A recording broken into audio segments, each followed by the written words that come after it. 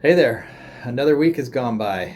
It's pretty crazy. I'm almost 3 weeks into my 4-month half marathon training plan, and it feels pretty good. The highlights for this week, shin pain was definitely a highlight of the week, or low light, whatever.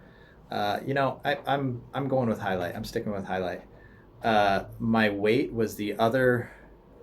Well, that one was a low light. Actually, I'm going with highlight on that one too. Um, so my running times are continuing to get better, which is super exciting for me. Um, Yesterday was the best pace that I've had in a run. During my cadence drill, my pace was 7:02, which is I haven't seen that number in a long time, um, and that feels pretty awesome. My total workout pace yesterday was 10:38, which also feels really good, and that's better than it was in previous weeks.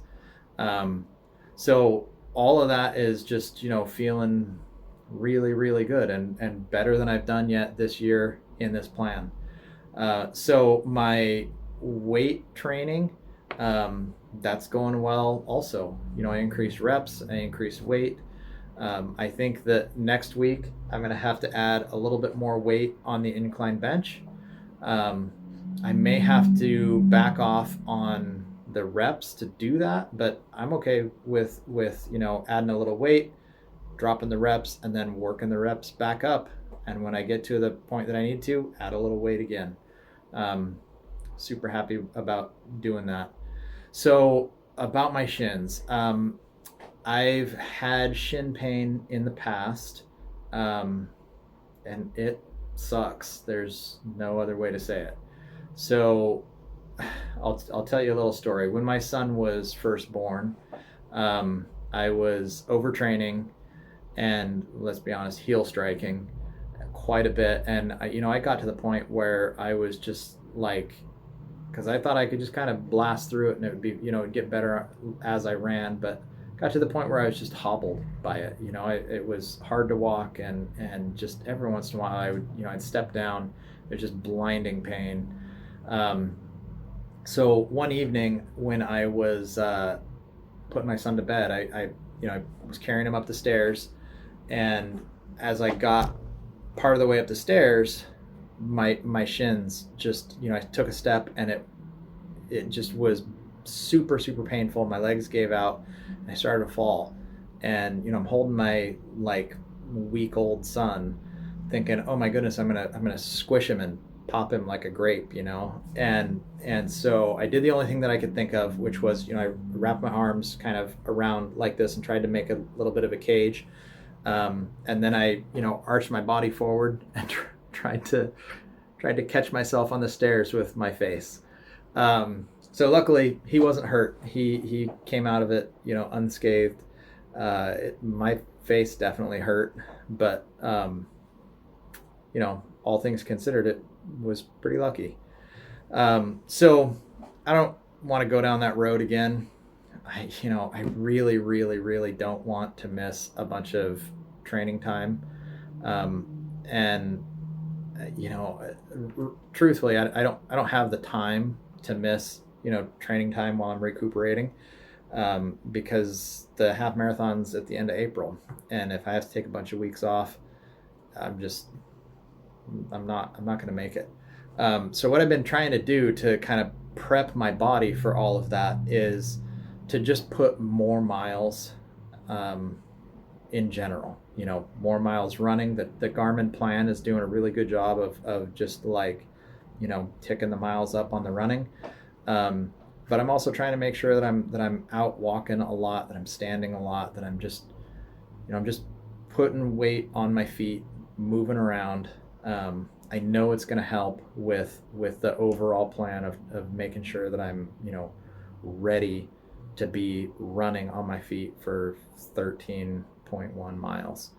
Um, so I think you know in the last week I have run and walked a combined total of 39 miles. Um, That may not be a lot for some of you. It's a lot for me. The week before, I was at 32 miles, and my average for the past year is a pretty terrible 20 miles. And again, that's like walking everywhere, walking to the bathroom, walking around, walking to the water cooler at work, all that kind of stuff. So not great at 20 miles, but I basically doubled it in this past week, which was a pretty big increase. And I think that what's happened is I sort of went overboard. Now I don't actually think that I went overboard in terms of miles. I think it was so these are my my Huarache sandals that I made about a year ago. And I made these specifically to kind of help retrain myself to run on the front part of my foot. I mean, as you can see, there's not a lot of cushion. It's just one thin piece of leather. And if you heel strike in these things, it hurts. It really hurts. And so it really did help. It helped a lot to get me to be running on the front parts of my foot. Look how dirty they are in the shape of my foot. It helped a lot to help me, step on the front part of my foot and not be heel striking, because it does hurt so bad when you come down on your heels on these things. There's no cushion there. And one of the things that I really like about these, just a little tangent really quick, is that because I made them myself and because I made them for my feet, I was able to cut them, the exact size and shape of my actual feet, which means that, when I'm running there, even though it's just, it's just a dumb piece of leather, like, they don't snag on the ground. I'm not tripping on them. And they don't hang off everywhere. Anyways, they fit really well, and I really, really like them. But I wore them 2 days this week, taking walks during my lunch break on Monday and Tuesday. So that was a total of 5 miles with these shoes on. And I mean, shoes, they're not really shoes. I got a couple of funny looks while I was walking with them, because they do look pretty funny. But I did about, a little over 5 miles on those 2 days. And I think that just put me over the edge of what my calves and shins could handle. Again, I don't think it was the miles. I think it was just the lack of cushion in these things, coupled with all of the extra miles and, all of that. Anyway, so the good news is it wasn't terrible. My shins hurt, my calves were really tight, but it wasn't too bad. But I've been down that road before, and I know that if I don't catch it and stop the pain early and get, let my body get better early, then I'm going to have to take a bunch of time off. And so I think I did catch it in time, between yesterday after my run, because of course, that's when I really noticed it, was while I was running yesterday. So yesterday after my run, and then today, I've really, really taken it easy. I haven't done any extra walking. I haven't done any extra standing around. I've just tried to stay off my feet as much as possible, try to get enough rest, all of that. And they feel much, much better today. So I think I'm going to be ready to do my run tomorrow, which, according to my training plan, is a 3 mile run, walk, run, which will be the longest, that'll be the longest run that I've had on this plan. And I think I'm going to be good to go for it. I think what I'm going to do is I'm going to run the run as they scheduled it, just exactly how they said. It's the 3 mile run, walk, run. So I'm going to be doing, run for, I think for a minute, and then walk for 30 seconds, for the whole 3 miles. I think where I'm going to go a bit easy is in the warm up and the cool down. Just go a little extra slow.